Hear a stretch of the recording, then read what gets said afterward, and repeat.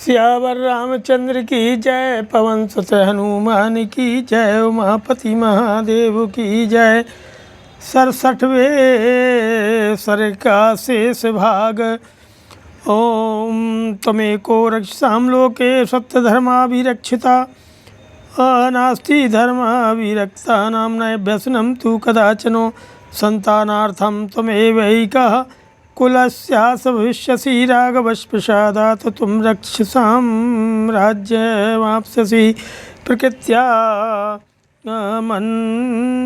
मम दुर्धर्षं शीघ्रं मार्गादपक्रमो, न साधव्यं पुरस्तान् मे सम्भ्रान्नष्टचेतसः। न वेद्मि संयोगे सक्तः स्वान् परान् पानशाचरो, रक्षणीयोऽसि मे वत्सो सत्यमेतद्ब्रवीमि ते। यो मुक्तो वचस्तेन कुम्भकर्णेन धीमता, विभीषणो महाबाहु कुम्भकर्णोवाचः। गदितं मे कुलस्यासो रक्षणार्थमरिन्दमो, न सुतं स्वरक्षो विस्ततोऽहं राममागतः।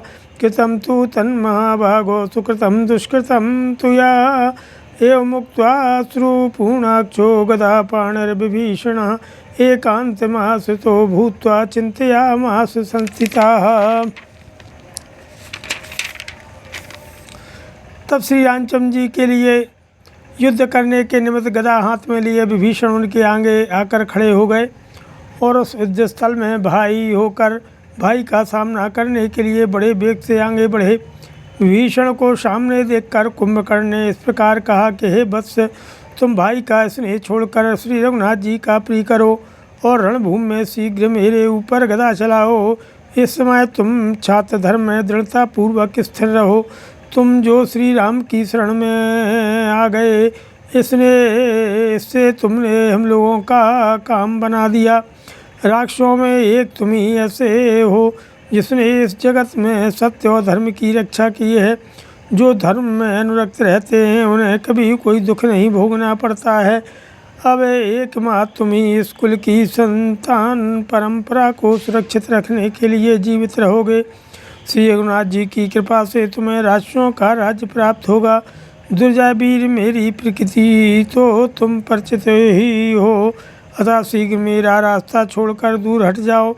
इस समय संभ्रम के कारण मेरी विचार शक्ति नष्ट हो गई है, अतः तुम्हें मेरे सामने नहीं खड़ा होना चाहिए। निशाचर, इस समय युद्ध में आसक्त होने के कारण मुझे अपने अथवा पराये की पहचान नहीं हो रही है। फिर भी बस तुम मेरे लिए रक्षणीय हो, मैं तुम्हारा वध करना नहीं चाहता। यह तुमसे सच्ची बात कहता हूँ। बुद्धिमान कुंभकर्ण के ऐसा कहने पर महाबाहु विभीषण ने उससे कहा कि शत्रुओं का दमन करने वाले वीर, मैंने इस कुल की रक्षा के लिए बहुत कुछ कहा था, किंतु समस्त राक्षसों ने मेरी बात नहीं सुनी, अतः मैं निराश होकर श्री राम की शरण में आ गया। हे महाभाग्य, मेरे लिए पुण्य है या पाप, अब मैंने श्री राम का आश्रय तो ग्रहण कर ही लिया। ऐसा कहकर गदाधारी विभीषण के नेत्रों में आंसू भर आए और वे एकांत का आश्रय ले खड़े होकर चिंता करने लगे कि ततस्तु बातोद्धतमेघ कल्पम भुजंगराजोत्तम भोग बाहु, तमापतंतम धनी धरावमुवाच रामो युद्धि कुंभकर्णम। इसके बाद जिसकी भुजाएं नागराज वासुकी के समान विशाल और मोटी थीं, उन भगवान श्री राम ने पवन की प्रेरणा से उमड़े हुए मेघ के समान काले और पर्वत के समान ऊंचे शरीर वाले कुंभकर्ण को आक्रमण करते देख रणभूमि में उससे कहा कि आगच्छ रक्षोधिप महाविखादा, मवस्थितो हम प्रगृहीत चापहावे हिमं राक्षस वंशनाशनम, यस्त्वं मुहूर्ताद् भविता विचेतः। रामोऽयमिति विज्ञाय जहास विकतस्वनम्, अभ्यधावत् संक्रुद्धो हरीन् विद्रावयन् रणे, धारयन्यो सर्वेषां हृदयानि वनौकसां, प्रहस्य विकृतं भीमं समेघस्तनीतोपमं। कुंभकर्णो महातेजा राघवं वाक्यमब्रवीत्, नाहं विराधो विज्ञेयो न कबन्धा करो न च, न बाली न च मारीचा कुंभकर्णः समागतः। विपस्मे मुद्गरं भीमं सर्वं कालायशं महत्, अनेन नजसा देवा दानवश्च पुरा मया विकर्णनाशयति मां नावज्ञातं त्वमर्हसि स्वल्पापि न मे पीडा कर्णनाशा विनाशनात् दर्शयिक्ष्वाकुशार्दूलवीर्यं गात्रेषु मे अनघो ततस्त्वं भक्षयिष्यामि दृढ़पौरुषविक्रमम्। हे राक्षस राजाओं, विषाद न करो, मैं धनुष लेकर खड़ा हूँ। मुझे राक्षस वंश का विनाश करने वाला समझो। अब तुम भी दो ही घड़ी में अपनी चेतना खो बैठोगे। यही राम है, यह जानकर वह राक्षस विकृत सुर में अट्टहास करने लगा और अत्यंत कुपित हो रण क्षेत्र में वानरों को भगाता हुआ उनकी ओर दौड़ा। महातेजस्वी कुंभकर्ण समस्त वानरों के हृदय को विदीर्ण सा करता हुआ विकृत स्वर में जोर जोर से हंस करके मेघ गर्जना के समान गंभीर एवं भयंकर वाणी में श्री रघुनाथ जी से बोला कि हे राम, मुझे विराध कबंध और खर नहीं समझना चाहिए। मैं मारीच और बाली भी नहीं हूँ। यह कुंभकर्ण तुमसे लड़ने आया है। मेरे इस भयंकर एवं विशाल मुदगर की ओर देखो। यह सबका सब काले लोहे का बना हुआ है।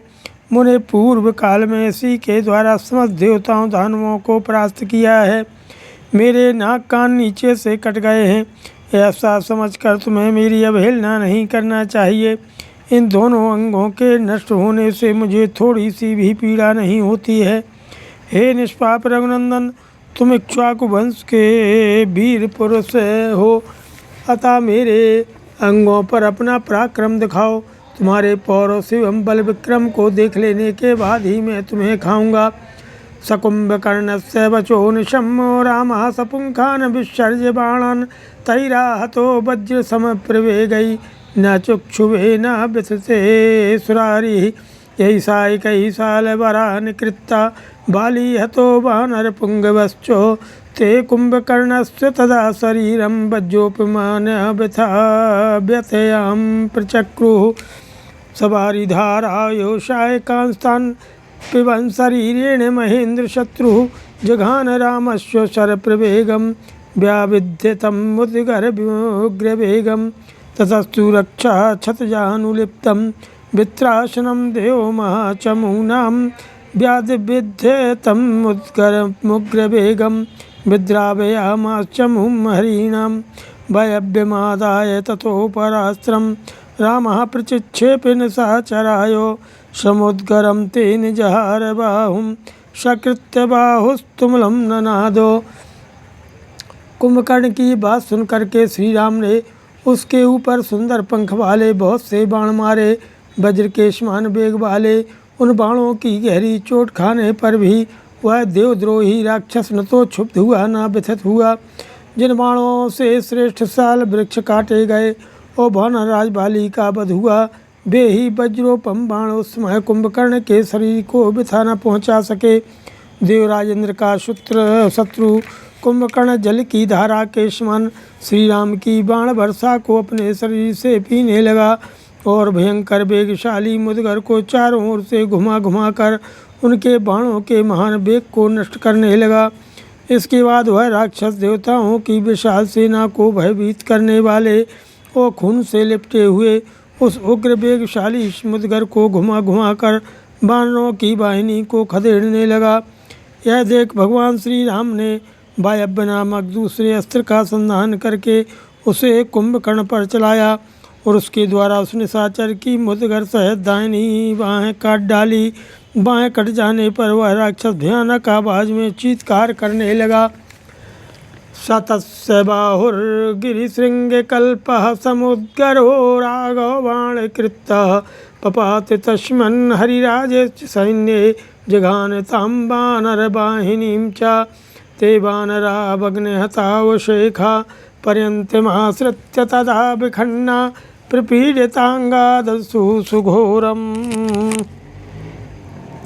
नरेन्द्रक्षोदिपसन्निपातं शकुम्भकर्णोऽस्त्रनिकृत्य बाहुर्महाशिकृत्ताग्रेवाचलेन्द्रः उत्पाटयामास करेण वृक्षं ततो विदुद्रावरणेन नरेन्द्रं तं तस्य बाहुं सहतालवृक्षं समुद्यतं पन्नगभोगकल्पम् इन्द्रास्त्रयुक्तेन जघान रामो बाणेन जाम्बूनदचित्रितेनो शकुम्भकर्णस्य भुजो निकृत्तः पपाति भूमौ गिरिशन्निकाशः विचेष्टमानो निजघान वृक्षान् शैलान् शिलावानरराक्षसांश्च तं छिन्नबाहुं संवेक्ष्य रामः समापतन्तं सहसा नदन्तं द्वावर्धचन्द्रौ निशितौ प्रगृह्यो चिच्छेदपादौ युधि राक्षसस्व। श्री रघुनाथ जी के बाण से कटी हुई वह बाएं जो पर्वत शिखर के समान जान पड़ती थी, मुदगर के साथ ही बानरों की सेना में गिरी। उसके नीचे दबकर कितने ही बानर सैनिक अपने प्राणों से हाथ धो बैठे। जो अंग भंग होने या मरने से बचे वे खिन्न चित्त हो किनारे जाकर खड़े हो गए। उनके शरीर में बड़ी पीड़ा हो रही थी और वे चुपचाप महाराज श्री राम और राक्षस कुंभकर्ण के घोर संग्राम को देखने लगे। बाएं वस्त्र को से एक बाहें कट जाने पर कुंभकर्ण शिखरहीन पर्वत के समान प्रतीत होने लगा। उसने एक ही हाथ से एक ताड़ का वृक्ष उखाड़ लिया। उसे लेकर रणभूमि में महाराज श्री राम पर धावा किया। तब श्री राम ने एक सुवर्ण भूषित बाण निकालकर उसे इंद्रास्त्र से अभिमंत्रित किया और उसके द्वारा सर्प के समान उठी हुई राक्षस की दूसरी बाहें को भी वृक्ष सहित काट गिराया। कुंभकर्ण की वह कटी हुई बाहें पर्वत शिखर के समान पृथ्वी पर गिरी और छटपटाने लगी। उसने कितने ही वृक्षों शैल शिखरों शिलाओं बानरों और राक्षसों को भी कुचल डाला। इस प्रकार से जो है उन दोनों भुजाओं के कट जाने पर वह राक्षस सहसा आर्तनाद करता हुआ श्री राम पर टूट पड़ा। उसे आक्रमण करते देख श्री राम ने दो तीखे अर्धचंद्राकार बाण लेकर उसके द्वारा युद्ध स्थल में उस राक्षस के दोनों पैर भी उड़ा दिए। तौ तस्य पादौ प्रदिशो दिशश्चोग्रेर्गुहाश्चैव महार्णवं च लंकां च सेनां कपिराक्षसानां विनादयन्तौ विनिपेततुश्च निकृत्य बाहुर्विनिकृत्य पादौ विदार्य वक्त्रं बढ्वा मुखाभं दुद्रावो रामं सहसा विगर्जन् राहुर्यथा चन्द्रमिवान्तरिक्षे अपूरयत्तस्य मुखं सिताग्रै रामः शरैः पिनद्यपुङ्खैः सम्पूर्णवक्त्रो न साकवक्तुं चुक्रजकृच्छ्रेण मुमूर्छ चापि अथा ददे शूरमरीचिकल्पं स ब्रह्मदण्डान्तकालकल्पम् अरिष्टमेन्द्रं निस्तं सुपुङ्खं रामः शरं मारुत्तुल्यवेगं तं वज्रजाम्बूनदचारुपुङ्खं प्रदीप्तसूर्यज्वलनप्रकाशं महेन्द्रवज्रासनतुल्यवेगं रामः प्रचिक्षेप्य निशाचराय। उन दोनों भुजाओं के कट जाने पर वह राक्षस सहसा आर्तनाद करता हुआ श्री राम पर टूट पड़ा। उसे आक्रमण करते देख श्री राम ने दो तीखे अर्धचंद्राकार बाण लेकर के उनके द्वारा युद्ध स्थल में उस राक्षस के दोनों पैर भी उड़ा दिए। उसके दोनों पैर दिशा विदिशा पर्वत की कंदरा महासागर लंकापुरी तथा वानरों और राक्षसों की सेनाओं को भी प्रतिध्वनित करते हुए पृथ्वी पर गिर पड़े। दोनों बाहों और पैरों के कट जाने पर उसने बड़वा नल के समान अपने विकराल मुख को फैलाया और जैसे राहु आकाश में चंद्रमा को ग्रस लेता है उसी प्रकार वह श्री राम को ग्रसने के लिए भयानक गर्जना करता हुआ सहसा उसके ऊपर टूट पड़ा। तब श्री रामचंद्र जी ने सुवर्ण जटित पंख वाले अपने तीखे बाणों से उसका मुँह भर दिया। मुँह भर जाने पर वह बोलने में भी असमर्थ हो गया और बड़ी कठिनाई से आर्तनाद करके मूर्छित हो गया। इसके बाद भगवान श्री राम ने ब्रह्मदंड तथा विनाशकारी काल के समान भयंकर एवं तीखा बाण जो सूर्य की किरणों के समान उद्दीप्त इंद्रास्त्र से अभिमंत्रित शत्रुनाशक तेजस्वी सूर्य और प्रज्वलित अग्नि के समान दीप्यमान हीरे और सुवर्ण से विभूषित सुंदर पंख से युक्त वायु तथा इंद्र के वज्र और रसनी के समान वेगशाली था, हाथ में लिया और उस निशाचर को लक्ष्य करके छोड़ दिया। ससायको राघव बाहु चोदितो दिशा सुभाषा दशम प्रकाशयन् विधूम वैश्वानर भीम दर्शनो जगाम शक्राशन भीम विक्रमः शतन्महापर्वतकूटसन्निभं सुवृत्यदंशं चलचारुकुण्डलं चकर्ते रक्षोधिपतेः शिरस्तदा यथैव वृत्रस्य पुरः पुरन्दरः कुम्भकर्णशिरो भाति कुण्डलालङ्कृतं महतो आदित्ये उदिते रात्रौ मध्यस्थियो चन्द्रमाः तद् रामायण रामबाणाभियतं पपातो रक्षासुरा पर्वते सन्निकाशं बभञ्जचर्याग्रह गोपुराणि प्राकारमुच्चं तमपातमच्चो तच्चातिकार्यो हिंवत्प्रकाशं रक्षस्तदा तोयनिधौ पपातो ग्राहान् प्राणमीन परान् भुजङ्गमान् ममर्दभूमिं च यथा विवेशो। श्री रघुनाथ जी की भुजाओं से प्रेरित होकर वह बाण अपनी प्रभा से दसों दिशाओं को प्रकाशित करता हुआ इंद्र के वज्र की भांति भयंकर वेग से चला। वह धूम रहित अग्नि के समान भयानक दिखाई देता था। जैसे पूर्व काल में देवराज इंद्र ने वृत्तासुर का मस्तक काट डाला था, उसी प्रकार उस बाण ने राक्षस राज कुंभकर्ण के महान पर्वत शिखर के समान ऊंचे सुंदर गोलाकार दाढ़ों से युक्त तथा हिलते हुए मनोहर कुंडलों से अलंकृत मस्तक को गधड़ से अलग कर दिया। कुंभकर्ण का वह कुंडलों से अलंकृत विशाल मस्तक प्रातःकाल सूर्योदय होने पर आकाश के मध्य में विराजमान चंद्रमा की भांति निस्तेज प्रतीत होता था। श्री राम के बाणों से कटा हुआ राक्षस का वह पर्वताकार मस्तक लंका में जा गिरा। उसने अपने धक्के से सड़क के आसपास के कितने ही मकानों, दरवाजों और ऊंचे परकोटों को भी धराशायी कर दिया। इसी प्रकार उस राक्षस का विशाल धड़ भी वो जो हिमालय के समान जान पड़ता था, तत्काल समुद्र के जल में गिर पड़ा और बड़े बड़े ग्राहों, मत्स्यों और सांपों को पीसता हुआ पृथ्वी के भीतर समा गया।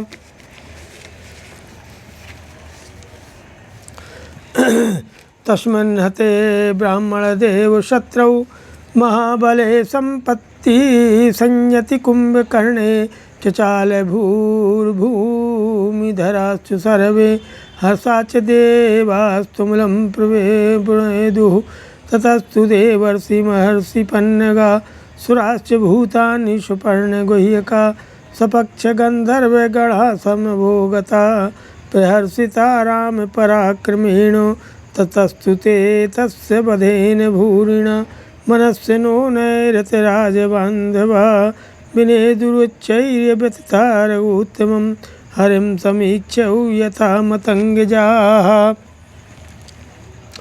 ब्राह्मणों और देवताओं के शत्रु महाबली कुंभकर्ण के युद्ध में मारे जाने पर पृथ्वी डोलने लगी, पर्वत हिलने लगे और संपूर्ण देवता हर्ष से भरकर तुमुल नाद करने लगे।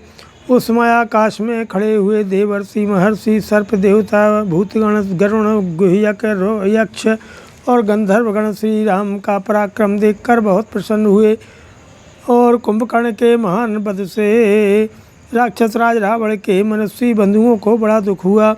वे रकुल तिलक श्री राम की ओर देखकर उसी तरह भय उच्च स्वर से रोने कल्पने लगे जैसे सिंह पर दृष्टि पड़ते ही मतवाले हाथी चीत्कार कर उठते हैं। सदैव लोकस्य तमो निहत्तो सूर्यो यथा राहु मुखाद विमुक्ता तथा विभासी धरि सैन्य मध्ये निहत्य रामो युधि कुंभकर्णम प्रहर्षमीयुर्बहवश्च वानरा प्रबुद्ध पद्म प्रतिमैरिवाननै अपूजयन् राघवमिष्टभागिनं हतेरपौ भीम बले नृपात्मजं शकुंभकर्णं सुरसैन्यमर्दनं महत्सुयुद्धेषु कदा जनवाजितं ननन्दे हत्वा भर्ताग्रजोरणे महासुरं वृत्तमिवामराधिपः। द्वे समूह को दुख देने वाले कुंभकर्ण का युद्ध में वध करके वानर सेना के बीच में खड़े हुए भगवान श्री राम अंधकार का नाश करके राहु के मुख से छूटे हुए सूर्यदेव के समान प्रकाशित हो रहे थे। भयानक बलशाली शत्रु के मारे जाने से बहुसंख्यक वानरों को बड़ी प्रसन्नता हुई। उनके मुख विकसित कमल की भांति हर्षोल्लास से खिल उठे तब उन्होंने सफल मनोरथ हुए। राजकुमार भगवान श्री राम की भूरी भूरी प्रशंसा की। जो बड़े बड़े युद्धों में कभी पराजित नहीं हुआ था देवताओं की सेना को भी कुचल डालने वाला था। उस महान राक्षस कुंभकर्ण को रणभूमि में मारकर रघुनाथ जी को वैसे ही प्रसन्नता हुई जैसे ही वृत्रासुर का वध करके देवराज इंद्र को हुई थी। श्रीमद् रामायणे वाल्मीकि आदि काव्ये युद्धकांडे सप्तषष्टितमः सर्गः। नमः सियावर रामचंद्र की जय।